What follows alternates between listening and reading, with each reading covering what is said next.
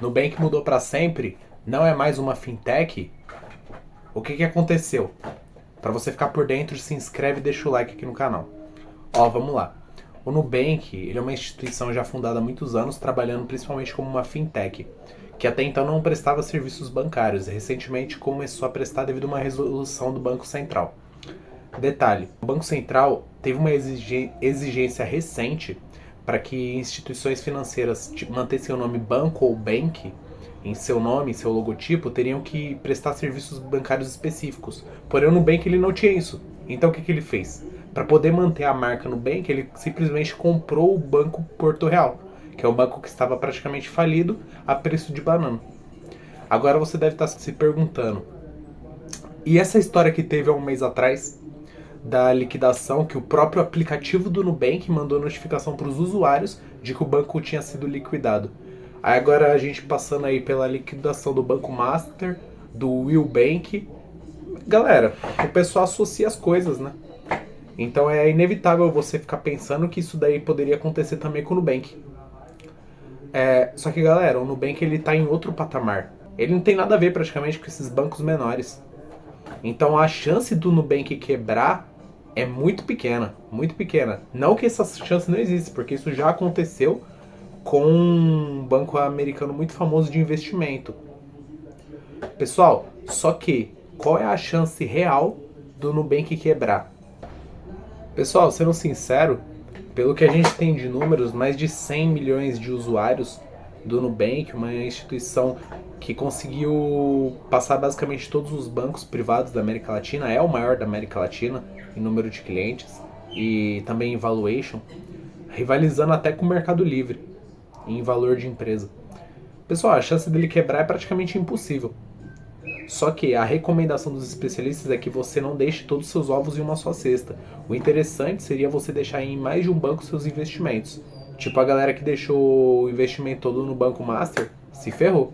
Pessoal, e agora com a aquisição do Banco Porto Real e o Nubank deixando de ser uma fintech de pagamentos e se tornando um banco tradicional de fato, ele vai te poder oferecer produtos e serviços de banco tradicional, ou seja, empréstimos, é, basicamente todo tipo de empréstimo que você possa imaginar.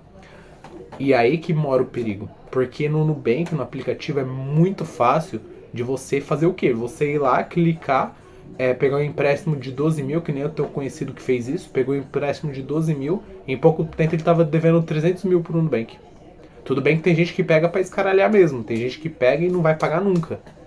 Mas e se você um dia quiser comprar uma casa, um apartamento, um carro, entendeu? E você precisar do seu nome. Ou até abrir uma empresa. E aí? Então tome muito cuidado com o empréstimo. Muito cuidado com os juros abusivos e com os juros sobre juros. Porque o Nubank ele tem uma técnica que pode ser considerada até injusta de ele te emprestar um valor, depois de 90 dias ele fazer uma renegociação para que esse valor corra juros sobre juros. Ou seja, o valor pode subir de forma exponencial o custo para você, a sua dívida. Pessoal, o Nubank ele é um aplicativo, um banco, uma fintech que cresceu muito pela praticidade, pela simplicidade e também por não cobrar taxas.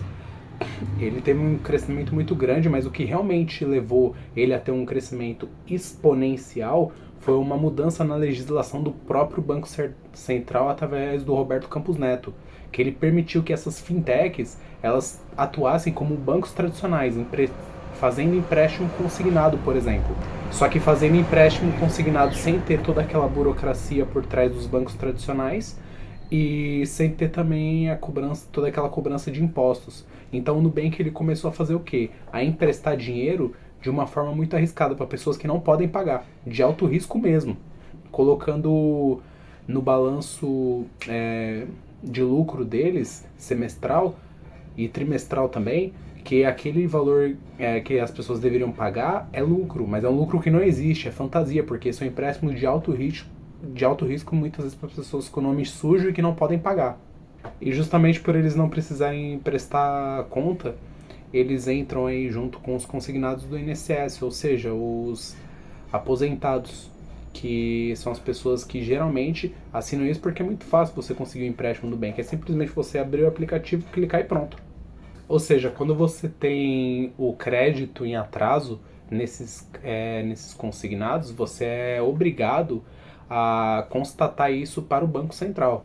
Ou seja, você como instituição financeira é obrigado a constatar isso no seu laudo, ter um provisionamento também. Mas aí o que aconteceu depois foi que o Banco Central ele mudou a legislação e então aquele cliente, mesmo tendo renegociação, ele continua inadimplente. Então, e o Roberto Campos Neto ele permitiu tudo isso para quê? Para, segundo ele, ter mais competição no mercado e abaixar os juros. Isso que eles também têm a questão da cobrança do cartão de crédito, que pode chegar a juros de 250 até 400%. Rotativo de. Isso porque também entram os cartões de crédito, que o rotativo, ó, pode chegar a 250 até 400%. O parcelamento de fatura de 80 até 200% ao ano. E o empréstimo pessoal, que é o pior de todos, de 40 até 120% ao ano. E o que acontece aí no balanço de lucro do Nubank? Como ele é um banco que está crescendo muito, já ultrapassou 100 milhões de usuários, as contas novas que elas entravam, elas ajudavam a maquiar os inadimplentes das contas já antigas. E o Banco Central ele mudou as regras do jogo, agora eles têm que fazer um provisionamento muito maior. O fato interessante é que quando você pega outros bancos americanos, eles reduziram a nota do Nubank, o Citibank e outros. Então, não é nada que fale em crise terminal. Diminuíram a nota porque perceberam que ele não podia mais caminhar naquele exponencial de crescimento a qualquer preço. Recentemente eles perderam 4 executivos de primeiríssimo, inclusive um diretor financeiro. Com as desculpas das mais variadas, vai começar um negócio próprio, vai etc. Detalhe que eles foram procurar outros empregos com salários menores até. Pessoal, e depois de toda essa crise, para conseguir salvar o Nubank, o Banco Central ele permitiu a criação do crédito consignado privado. Ou seja, o sujeito para conseguir isso, ele entra num consignado privado, dá como garantia o seu fundo de garantia, e se amanhã ele faz endividamento, perde emprego, ou seja, a primeira parcela do fundo de garantia vai direto para o Nubank. E esse sujeito como fica? Então, pessoal, tomem muito cuidado com empréstimos, entendeu? Principalmente nessas fintechs como o Nubank e outros. Procurem investir o dinheiro, procurem juntar para poder comprar suas coisas. Evitem totalmente esses empréstimos, são armadilhas, tá, praticamente. E não tem muito mais com que se preocupar além disso. A questão do aviso de liquidação pelo Banco Central é mentira. Foi um erro técnico do próprio Nubank, então não tem que se preocupar com isso. E para você que investe em ações, você pode continuar investindo no Nubank, mas com uma certa cautela de saber que ele não vai mais ter esse investimento astronômico que ele estava tendo.